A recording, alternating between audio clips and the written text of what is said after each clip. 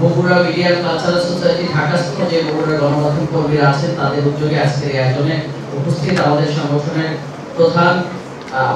সংগঠনের প্রধান পৃষ্ঠপোষক, অভিভাবক এবং উপদেষ্টা বিশিষ্ট সাংবাদিক জনাব আতিকুর রহমান রুমন ভাই। মহান আল্লাহর কাছে দোয়া প্রার্থনা করেছি আমাদের প্রাণপ্রিয় নেত্রী রোগ মুক্তির জন্য এবং তার খুব তাড়াতাড়ি সুস্থতা কামনা করে আজকে পবিত্র কোরআনের খতম অনুষ্ঠান হচ্ছে, একই সাথে দোয়া মাহফিল অনুষ্ঠিত হবে। যদি আপনাকে কোথাও পাঠানো হয়, আপনি হাসি খুশি হেঁটে চলে গেলেন, সেখানে আপনাকে 1-2 বছর বা 3 বছর পর বের করা হয়, তখন আপনি যদি হুইল চেয়ারে বের হন, তাহলে ওর ভেতরে কি আপনার সাথে ভালো ব্যবহার করা হয়েছে?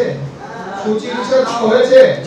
তাকে সুচিকিৎসা দেওয়া হয়নি। আমাদের নেত্রী খুব অসুস্থ, তিনি আপনাদের যদি দোয়ায় সুস্থ হয় এই আশায় আমরা এখানে বসেছি। আজকে বিশিষ্ট কার্ডিওলজিস্ট ডক্টর জুবাইদুর রহমানকে জানিয়ে এখানে বসেছি। উনি শুধু একটি বাক্য উচ্চারণ করলেন, আলহামদুলিল্লাহ। যাই হোক, আপনারা খাস দিলে করবেন আমাদের প্রিয় দেশ নেত্রী বিশ্ব নেত্রী বেগম খালেদা যেন সুস্থ হয়, তাকে আবার সুস্থ করে ফিরিয়ে